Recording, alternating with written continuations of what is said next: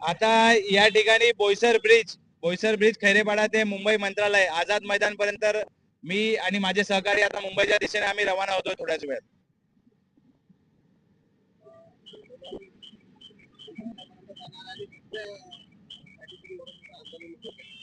विशेष म्हणजे तुम्हाला सर्वांना माहितीच आहे की 19 जानेवारीचं जे आंदोलन आहे बोईसर पोलिसांनी ते स्थगित केलं होतं. मग आज आम्ही ही नव्याने तारीख घेतली होती आणि आज तुम्ही बघताय की बोईसर पोलीस स्टेशनने पण आपल्याला परवानगी दिलेली आहे या आंदोलनाला. हे जे आंदोलन आहे विराज कंपनी आणि मनन कंपनी जे आहे, मनन कंपनी आणि विराज कंपनीचं जे वायू आणि जल प्रदूषण आहे त्याच्या विरोधामध्ये पर्यावरण मंत्र्यांना जो विसर झालेला आहे, तारापूर एमआयडीसी कडे जे पर्यावरण मंत्र्यांचं जे दुर्लक्ष आहे, इथले जे त्यांचे जे एमपीसीबीचे जे अधिकारी आहेत त्यांच्या दुर्लक्षामुळे तारापूर एमआयडीसी मध्ये सर्रासपणे मनन असेल, विराज असेल आणि अन्य कंपन्या ज्या वायू प्रदूषण आणि जल प्रदूषण करतायत त्याच्याकडे सर्रासपणे आरओचं, एसआरओचं आणि पर्यावरण मंत्र्यांचं दुर्लक्ष आहे.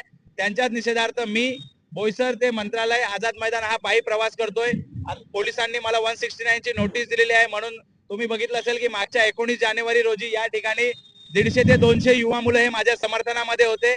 पण आज या ठिकाणी ती संख्या कमी होण्याचं कारण असं आहे की पोलिसांनी जी आपल्याला नोटीस दिलेली आहे, कुठे पण लॉ अँड ऑर्डर नाही झाला पाहिजे, कुठेही कायदा व सुव्यवस्थेचा प्रश्न निर्माण नाही झाला पाहिजे. त्याच्यामुळे आम्ही कायद्यात राहून हे आंदोलन करतोय. कुठेही जमावबंदी, कुठेही ट्रॉफिक नाही झाली पाहिजे म्हणून या ठिकाणी आम्ही काही मोजकेच जमा झालेलो आहेत आणि या ठिकाणाहून बोईसर ब्रिज पासून मंत्रालयाच्या दिशेने मी पायी चालत निघणार आहे आणि माझे जे सहकारी आहेत ते वाहनांमध्ये असतील, कारण कुठेही ट्रॉफिक नाही झाली पाहिजे किंवा जसं की आम्हाला या विराज कंपनी असेल किंवा अन्य कंपन्यांकडून आमच्या जीवाचा जो धोका आहे म्हणून पोलिसांनी आम्हाला सांगितलं की मुंबई अहमदाबाद जो महामार्ग आहे तो तुम्ही अवॉइड करा, पुढे घोडबंदरच्या पुढे चाला, कारण मुंबई अहमदाबाद महामार्गावरती मोठमोठे ट्रेलर हे भरधाव वेगाने जात असतात.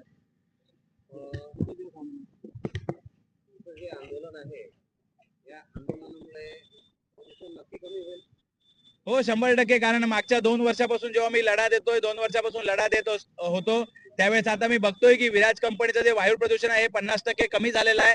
पण मला नक्कीच असं वाटते की गेंड्याच्या कातडीचं असलेलं हे एमपीसीबीचं प्रशासन हे फक्त या आंदोलनाची वाट बघत होते. मला तर आता असं पण वाटते की ज्यावेळेस मी इथून मुंबईच्या दिशेने रवाना होईल त्यावेळेस हे गेंड्याच्या कातडीचं जर प्रशासन आहे हे जर त्यांच्या वरिष्ठांच्या धाकाने जर त्यांना जर वरिष्ठांचा जर धाक राहिला असेल तर नक्कीच हे आमच्या आंदोलनाच्या वेळेसच हे या दोन्ही कंपन्यांना क्लोजर काढू शकतात.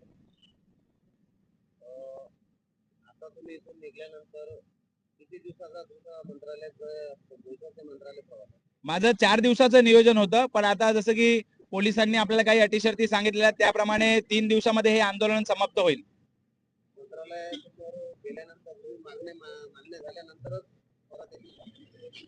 नाही, आता त्या ठिकाणी मी असं ऐकलेलं आहे की मंत्रालयापर्यंत आंदोलनकर्त्यांना पोहोचून देत नाहीत. आझाद मैदान पोलीस स्टेशनची जी हद्द आहे त्या आझाद मैदानामध्ये जे मैदान आहे त्या ठिकाणी 9 ते 6 वाजेपर्यंत ते त्या ठिकाणी ठेवतात. पण नक्कीच आझाद मैदान परिसरामध्ये आम्ही एक ठिय्या आंदोलन नक्कीच मांडू. जरी मी एकटा जरी ते आंदोलन करत असणार, कायद्यामध्ये राहून ते आम्ही आंदोलन करणार आहेत. पण जोपर्यंत मंत्र्यांचे पीए किंवा मंत्र्यांचे सचिव जोपर्यंत आमचं निवेदन घ्यायला येत नाही तोपर्यंत आम्ही त्या ठिकाणाहून हलणार नाही, किंवा मंत्री आले तर